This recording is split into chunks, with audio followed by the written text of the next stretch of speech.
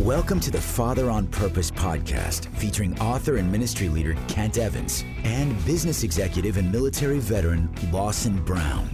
This is a show for you, Dad. You want to be a godly and intentional father. Unfortunately, you've turned to these two knuckleheads for help. Let us know how that works out for you.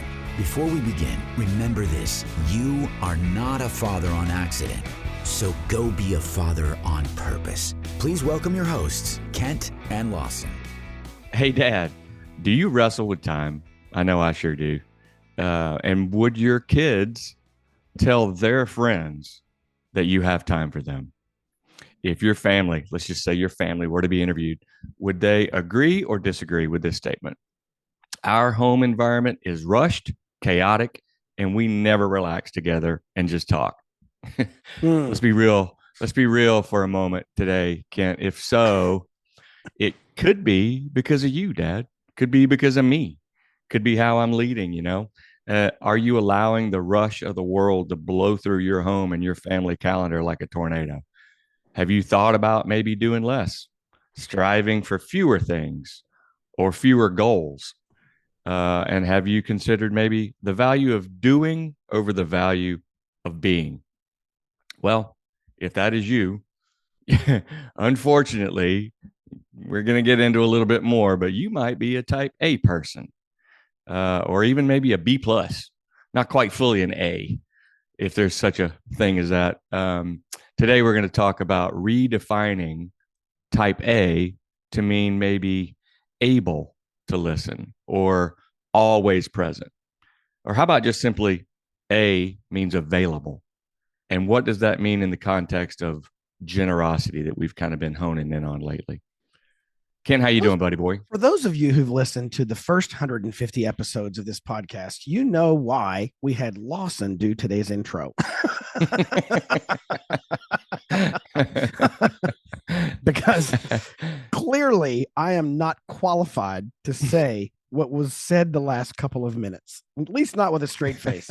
At least not with yes, you are. What are you talking face. about? Before we dive in, Dad, if you find yourself wanting some help each week to stay on track, maybe that's in being more available. Maybe that's in managing your time. Maybe that's in a dose of biblical wisdom that helps you get through the week. Check out Mountain Monday. It is our free weekly newsletter that we send out that has some Bible instruction, has links to our latest blog posts, our latest podcasts. Sometimes we put in information about partners and friends of our ministry. We want to direct you to some of their resources, whether that's a cool bag from Range Leather or an amazing movie like one that released recently.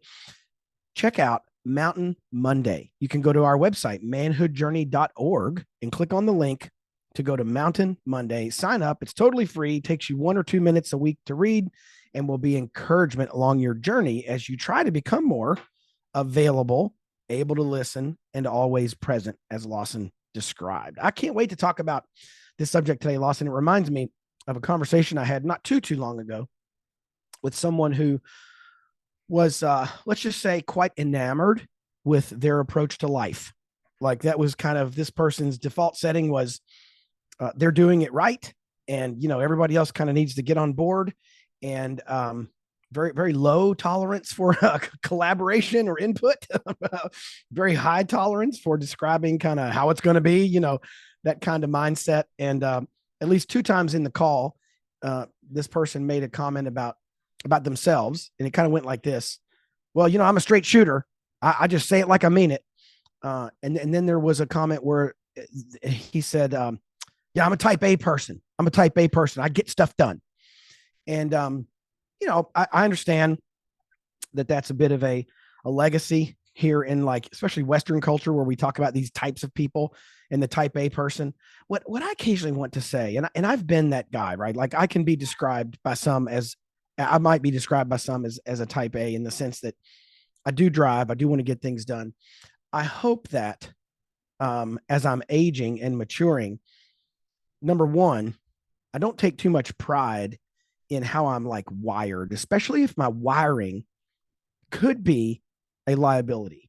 You know what I mean? In other words, Next time, here, just for fun, if you listen to the show and you want to help me with something, text me or call me or send me an email and just say, I'm a type A person.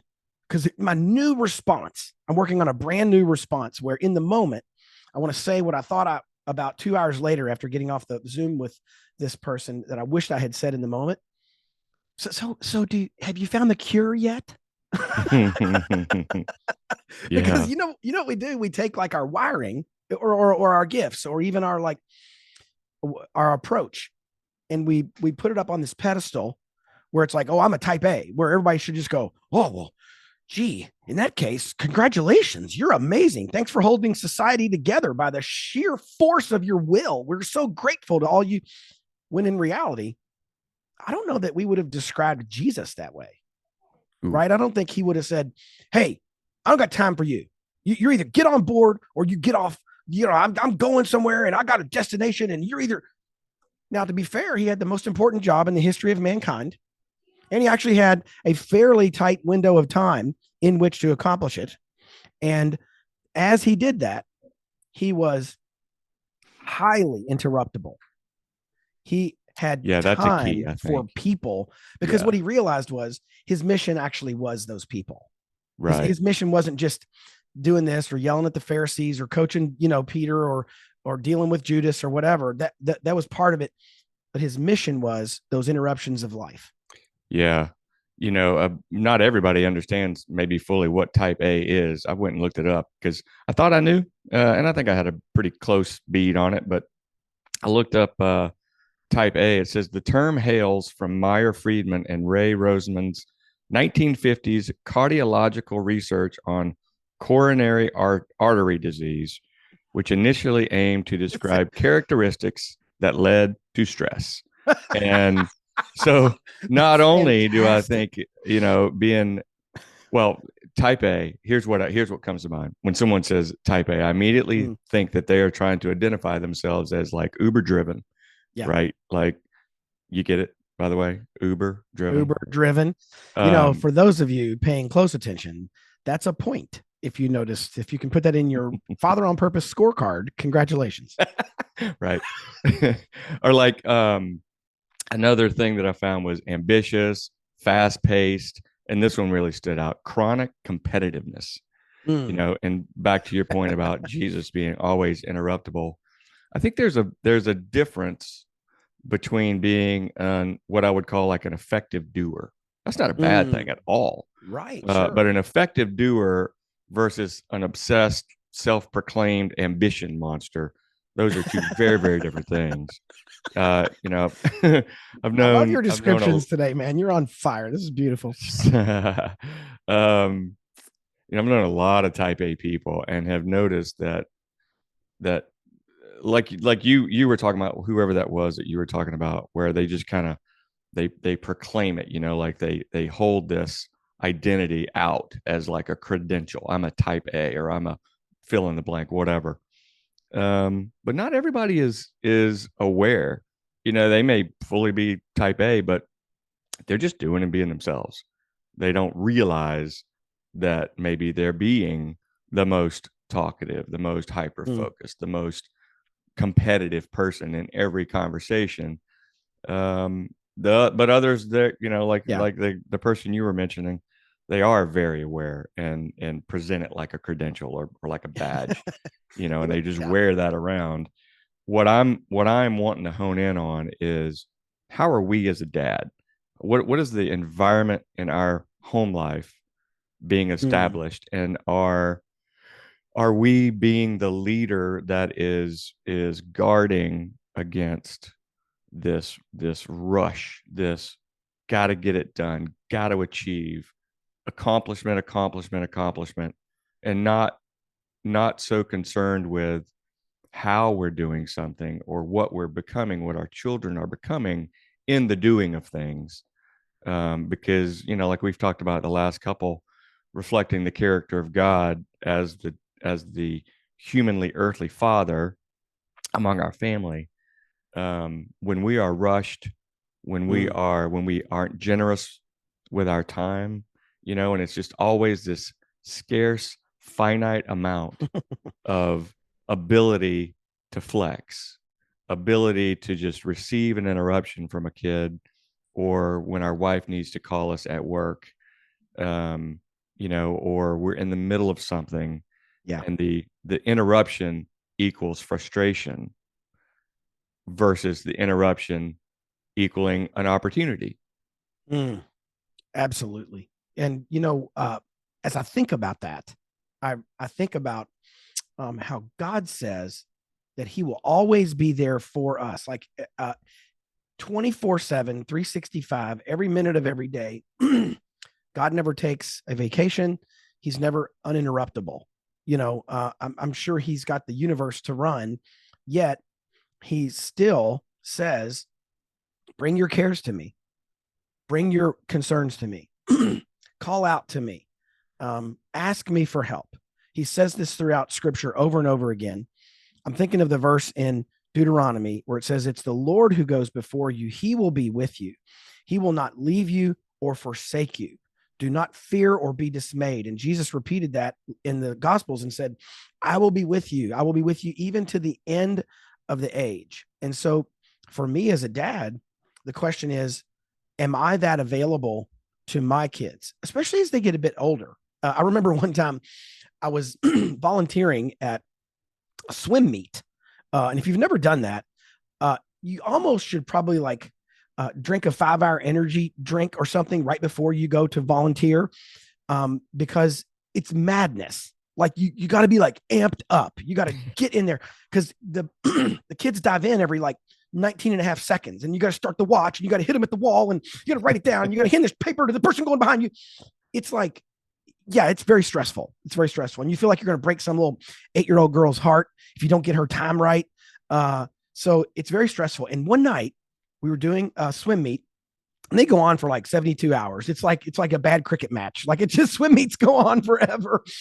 And about halfway through my volunteering, there's kids hitting the wall, things going off, people commenting, and I get 2 or 3 phone calls in a row from my son, Jeremy, who at the time was about 20 years old and was working in Louisville, but working pretty far away from where I was. Right. Pretty far away from where I was. And he's calling. And so that's pretty odd. Yeah. And so I finally hand my watch to somebody nearby, and I say, hey man, I need 30 seconds. And I hand him the watch, and I call him up and I go, what's going on? He goes, I just hit a deer and my car won't run. And I'm like, oh my goodness. Now, one of my other kids had, I think if I remember right, was playing nearby the pool between his swim events, and he had either busted his mouth or his nose. He had been bleeding. My wife was taking care of him.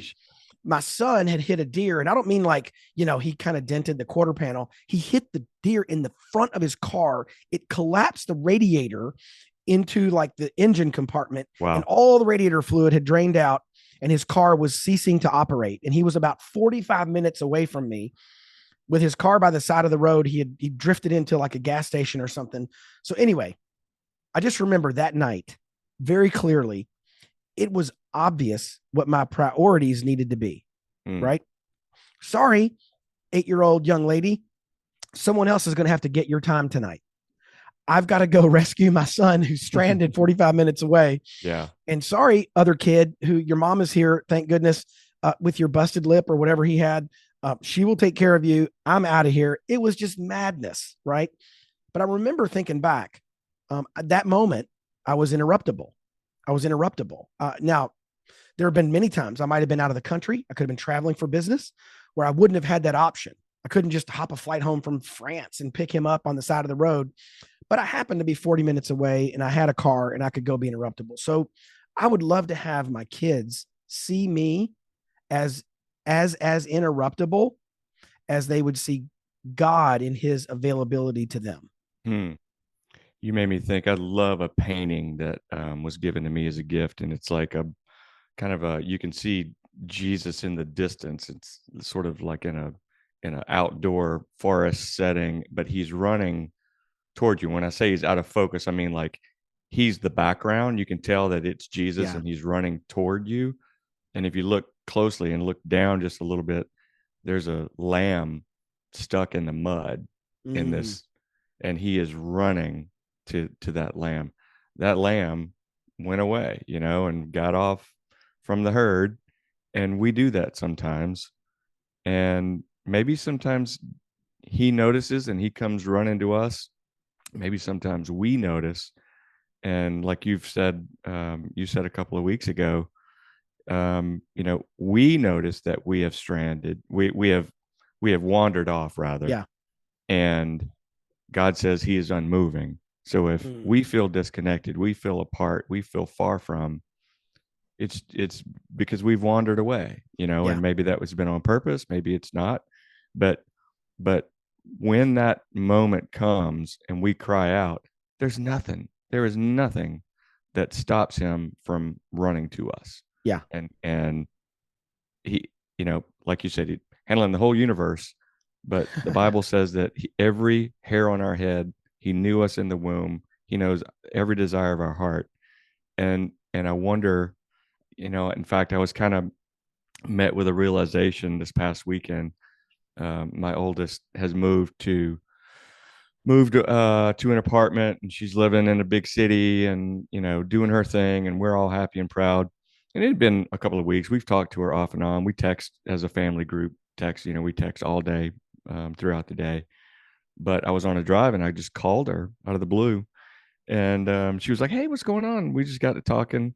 I said, "No, I just thought about you and thought I would give you a buzz." She goes, "You mean you just called me just to call?" Oh, wow. Yeah. Okay. I was like, ouch. Right. Clearly, I never do that. Right. She's so stunned. I know. And so, being available doesn't mean just you're doing your thing and it's okay to be interrupted. You're available then when someone says they need you. It is also being available to look around within your family and see who may need a moment, or with your friends, at work, being that person. And it does take practice, being that person who's generous with their time is something that's like a muscle that you can flex enough that it gets stronger over time. And that is what I think reflects the character of God, is going after people who need a moment. I am notorious for filling up my schedule. Not so much in like the evenings. I would, I have my flaws, but putting work down, at 5:30 or so, is not one of them. Like I don't tend to find myself, checking my phone or looking at emails, after dinner or anything like that. So that's an area where we both, with just reps and discipline and my wife's encouragement and your kids, I've gotten to where my evenings are pretty free, and I try to pay attention to that. To the extent that I've tried to create a bit more margin in my personal schedule, but in my business schedule, I'll go wall to wall, right? Like after we record today's podcast, I will go refresh my coffee and record another podcast for another organization in Illinois. So like I tend to go back to back to back to back. And about a month ago, this is so fun. About a month ago, April and I were meeting on a Sunday night having a conversation about life. And our boys were in bed, and I had gotten to that same place again, right? Had 4 or 5 trips on the books. I had too much going on. I had inhaled a bunch of commitments. And so she and I agreed that for at least a few months, I was going to go on a yes fast. I was going to fast from the answer yes. Right. Yep. And my answer was going to be no. I'm glad you're going down this road right now. And so, no joke. Okay. That was a Sunday night. I'm not kidding. It was probably 7 or 8 p.m. At 7 or 8 a.m. Monday morning, a friend of mine called me. His name's Brad. And I kind of owe this guy. Like he's helped me a lot over the last 20 years, 15 years. And so whenever he calls, my default setting is, can I figure out a way to say yes? And so he called me on Monday morning. Hey man, I just need a quick favor. It'll take you a few hours. You got time, blah, blah, blah. And I just said, Brad, I'm so glad you called. And he said, why? And I said, because 12 hours ago, I embarked on a new life. Today is your unlucky day. And I said, no. Right. and he goes, what? He wasn't like mad. He was just kind of surprised. Right. He was a little surprised. And he goes, what? And I said, no. He goes, bro, it's like a couple hours. You can have 2 or 3 weeks. You can work it in. I go, let me try this one more time. No. And now I did say I said no and right. I know the one behavior is no and here's a guy who could help you right. I knew somebody who could help him, and frankly, it was an upgrade for him. The dude's better at the thing than me. I just was closer relationally, but I've had probably 6 separate requests that are outside the scope of like manhood journey and loving my wife and loving my boys in the last 4 or 5 weeks. Since the moment I said, man, I really need to say no to whatever comes my way, I've had 4 or 5. And it's a little, I mean, it's going to sound so like I'm so taking the Bible out of context. But when Jesus was led into the wilderness to be tempted by Satan, and what did Satan tempt him with? Power, influence, put God to the test, all this stuff. I've had people come at me with like the idea behind doing some joint venture content that would be a blast, and with people I really would like to work with. And I'm like, no. I'm trying different, sounds. I'm trying different ways of saying no, because my tendency is to overfill. My tendency is to try and do too much. My tendency is to minimize the amount of commitment I might have in one area. Well, that'll just take 30 minutes.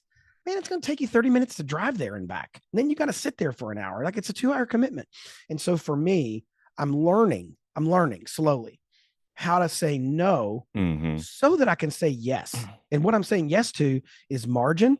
Right. What I'm saying yes to is the ability to think, like I'm not crowding my life so much that it's just go to bed, do it again, and I'm learning that, I'm in my mid 50s now. I used to say I was in my early 50s until I turned 54. And now I guess technically I've got to say I'm in my mid 50s. Now that I'm in my mid 50s, I'm trying to learn every no has a yes attached to it, and every yes has a no attached to it. If I say yes to thing A, I'm saying no to things B, C, and D, and vice versa. And I'm trying to get better at that so that I create margin. What's going on, dads? Check this out. Hey, in the world of fatherhood, balancing style and functionality is key, right? Range Leather gets it.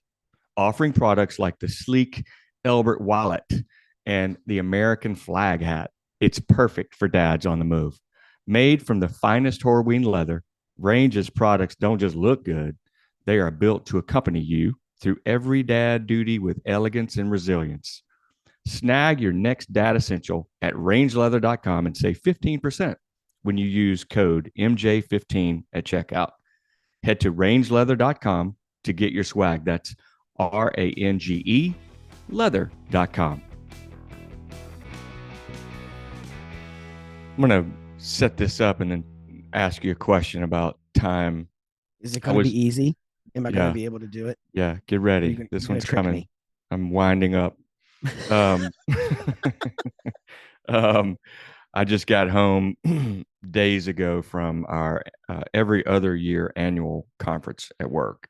So it's not an annual conference. Yeah. If it happens every other year. What is that called? Biannual? Is it biannual or semi-annual? Yeah. All right. Bi-weekly is every 2 weeks. It's biannual. There you go. Your biannual conference. Okay. Now the question is going to get harder since you interrupted me. I was going to make it easy. Yeah. So there was like 1,000 of us at this huge hotel in Orlando. And it was like really noticeable how I felt like every conversation I began with somebody, I hadn't seen some of these folks, in person in a while. And like, in 2 years. Since the last biannual conference. I don't. Yeah, right. I do my job once every 2 years and see people. Everybody answered the question, how you doing? With, oh man, just so busy right now. Just busy. And you can feel the sort of sense of overwhelm or the sense of tiredness. And, it made me, I texted a guy that I really trust at work. And I said, man, I feel like everybody I talk to is just like hanging on to the end of the rope. Like, with they're running out of resource. And so, like you said, we talked a little bit about margin, building that in. What I don't want to be at work is a leader who is just It kills me when someone calls and says, "Hey, I know you're super busy. I'll just take a moment. Sorry to bother you." And I'm like, no, no, no, no. Like, you are my job. Yeah. What you need is my job, and so I'm here. You're not ever interrupting me. And so, kind of thinking about this today, I looked up Psalm 90, verse 12. Or actually, I looked in Open Bible, and when you search for time, this is one of the ones that comes up. Psalm 90, verse 12 says, "So teach us to number our days, that we may get a heart of wisdom." And I thought, all right. So apparently, wisdom is somehow tied to us being aware of time. It says to number our days, and that sounds to me like count them, like realize they are each numbered, and that there is a finite amount of time. And so, just reflecting on that, and in the context of my family, and especially having heard Abigail say, "Oh wow, you called me just to call," and just some other things, and coming off that conference where every single person I felt like I talked to was rushed and busy, and there is a responsibility that we have as dads, as leaders of our family, not just to control our own selves and our own calendar and say no to things that come to each of us as individuals, but to guard our children from, like, one of the guys I was talking to has 4 boys. Each of them is in 2 sports. Ooh, and and a couple of them are doing travel, and none of that's bad. None of that is a bad thing. And he talked about how much they love it, and how like it feels like a part-time job, and they've got to be masters at scheduling. And that can't always mean that's a bad thing. I'm not saying that. Yeah. However, it is our responsibility. I think we as dads, this is your question, we as dads have a responsibility to help guard against that, to help filter out the unimportant, and help refocus and use margin in our family calendar time for those things that are most important. And you've got a lot going on. You've got a ministry you're leading. You've got a large family. A lot of them are still, young, and you have other ones that are old and exploring these new things that they've never encountered before. How do you and April work together some practical ways of, maybe identifying root cause of what is contributing toward this rush, this busy, this time is finite, and we don't have much of it, and we got to use every little minute, versus having time to talk and having time to reflect. I think one thing that we realized is that especially in like American culture, busyness is social capital. So busyness is social capital. We leverage busyness kind of like you might leverage, your money.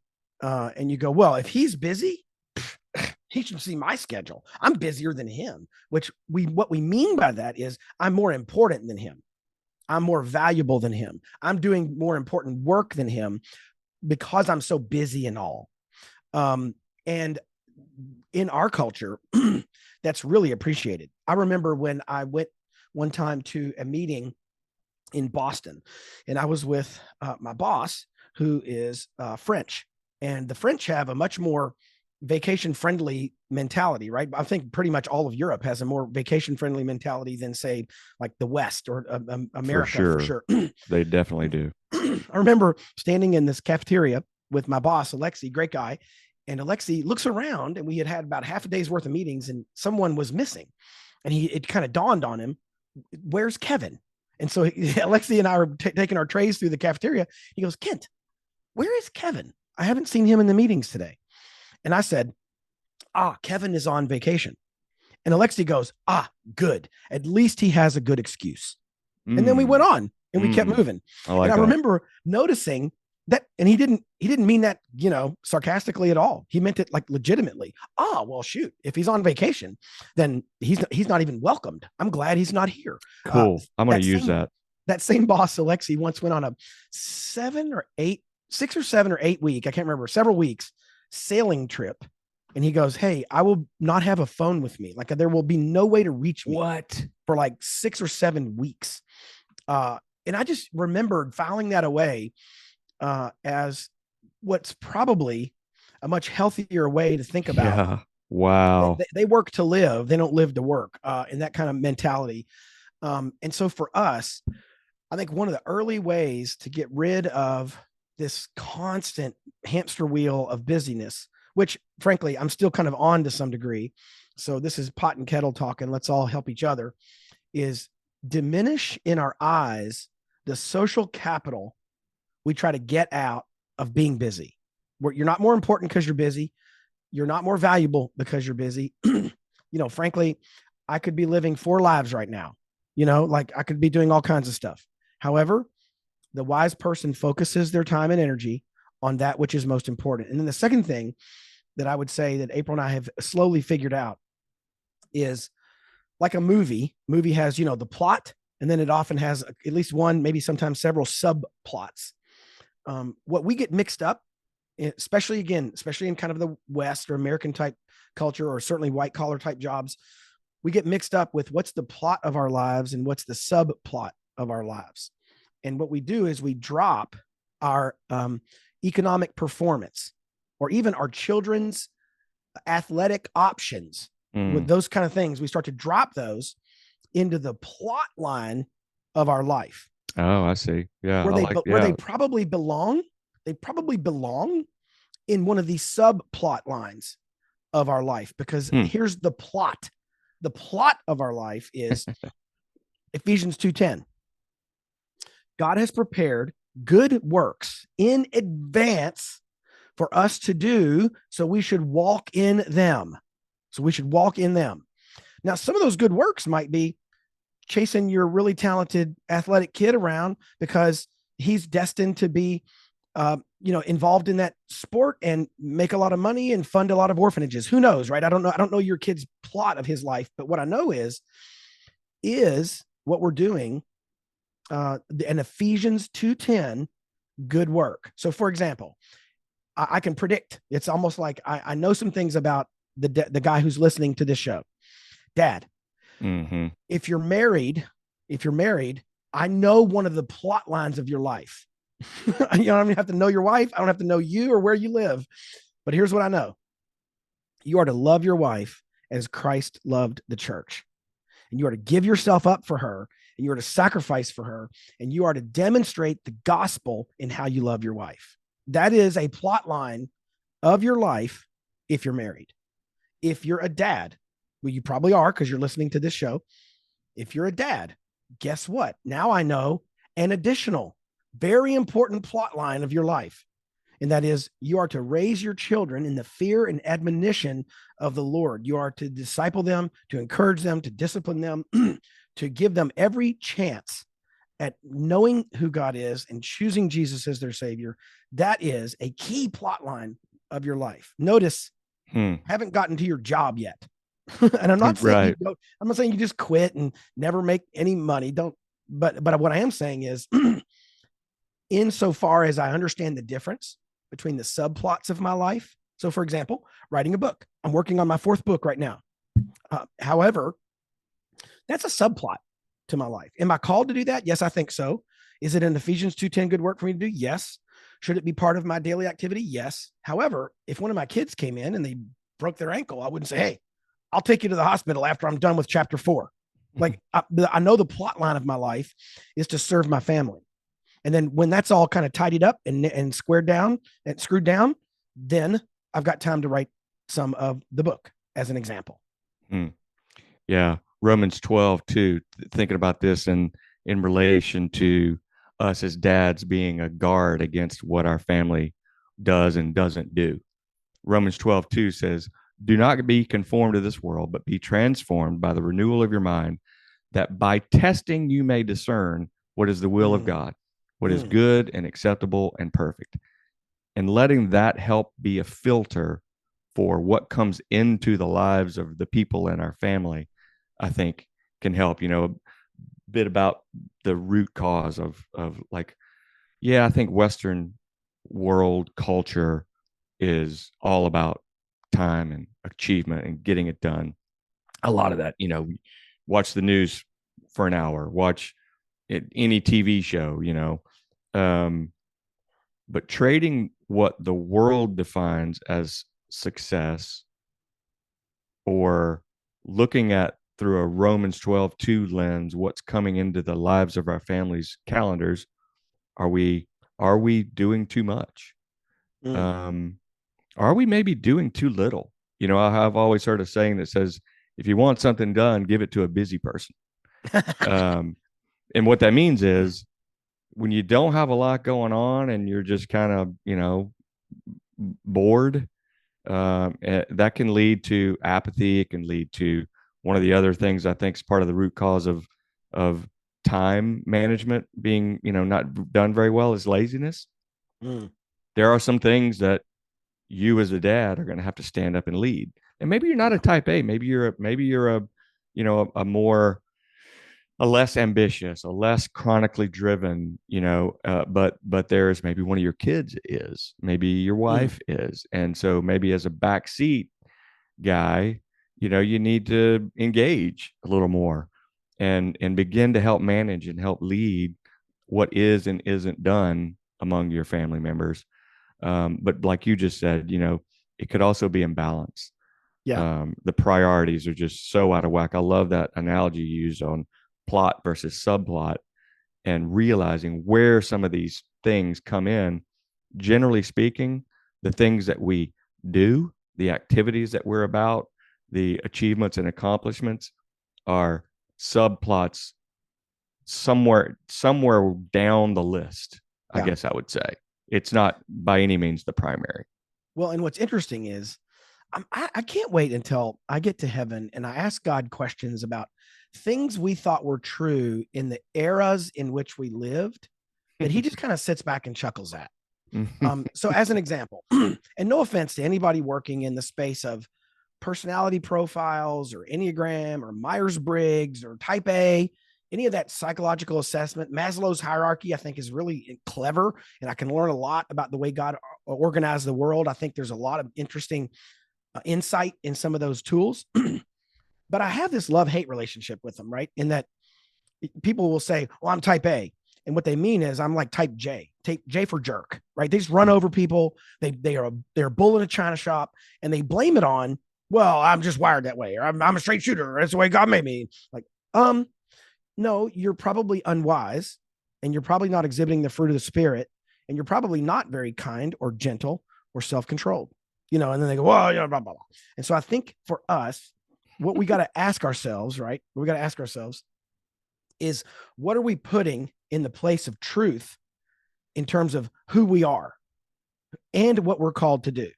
If we're putting psychology in the place of truth about who we are and what we're called to do, it might be beneficial, but it's not going to be absolute truth. Right. If we're putting success or money or fame or, conquest in that category, I think it was awesome that Paul wrote most of the New Testament. I think it was awesome that Billy Graham preached to millions of people. I think it was, amazing that Hudson Taylor went and had this. Yeah, they were effective doers. On Chinese. They got things done. Effective doers and got things done. Having said that, I think a fun test for all of us. If you want a quiet moment, go read John chapter 17. Go read John chapter 17. And it's often referred to as the high priestly prayer. It's one of the last things we have recorded that Jesus said and did. And he lifts up his eyes to heaven, 17:1, and he says, Father, the hour has come. The hour has come. Glorify your Son, and since you have given him authority. And then verse 4, it says, I glorified you on earth, having accomplished the work that you gave me to do. Isn't it interesting that right before Jesus goes to the cross, he's saying, hey, I can go to the cross now because, hey, God, I did what you sent me to do. And then he goes on to describe what some of that was, right? I won't go into the whole thing, but verse 6 says, I've manifested your name to the people whom you gave me. I know everything you have given me is from you. I've given them the words that you gave me. Verse 8, they have received them. I am praying for them. So as he goes down, what he's kind of listing, right, is his LinkedIn resume for what he did while he was on earth. John 17 is a recap in the form of a prayer of what was Jesus sent to do. And he lists them out for us. So here's the question. If you were given the clairvoyance as to when your death was going to happen, which you probably won't, but if you knew, your death was going to be we're recording this on April 30th. If your death was going to be on April 30th of next year and you had 365 days left, what would you say?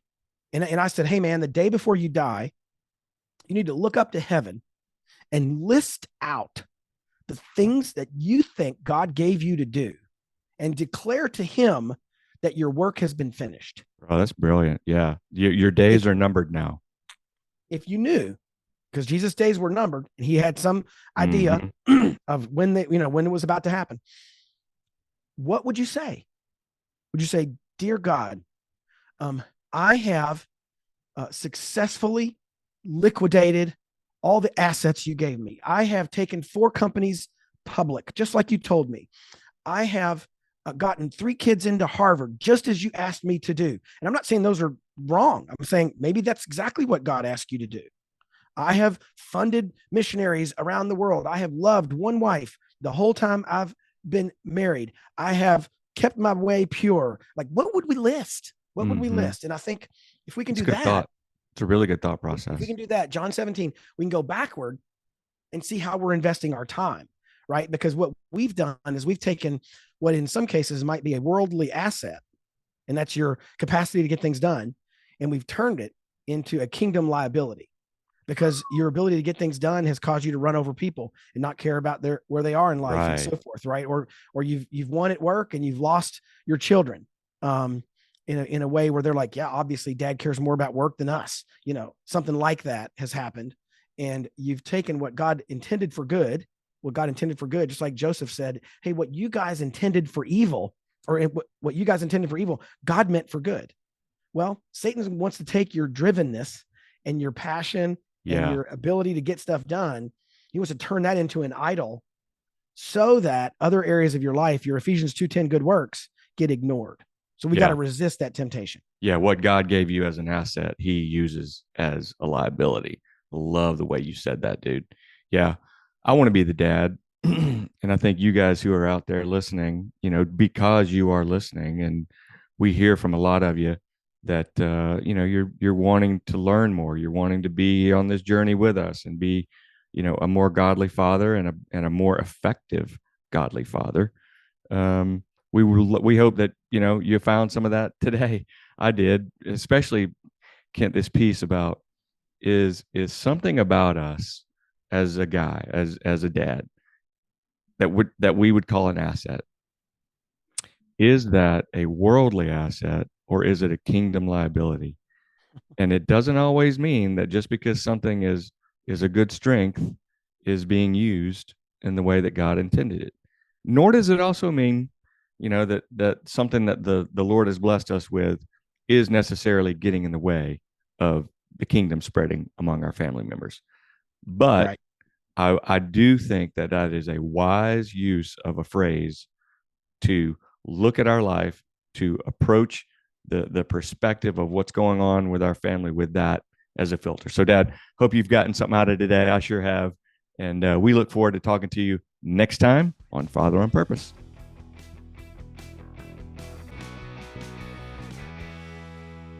Hey, Dad, thank you for listening to today's show. If you found this episode helpful, remember, you can get all the content and show notes at manhoodjourney.org/podcast. And if you really liked it, please consider doing 3 things. Number 1, share this podcast with someone. You can hit the share button in your app, wherever you listen to podcasts, or just call a person up and tell them to listen in. Number 2, subscribe to this podcast so you get episodes automatically. That helps us as well to help dads find the show. You can do that through your favorite listening app, whatever that is. And finally, review this podcast. Leave us a review, good or bad, wherever you listen. Those reviews also help other dads find the show. You can always learn more about what we're up to at manhoodjourney.org or fatheronpurpose.org.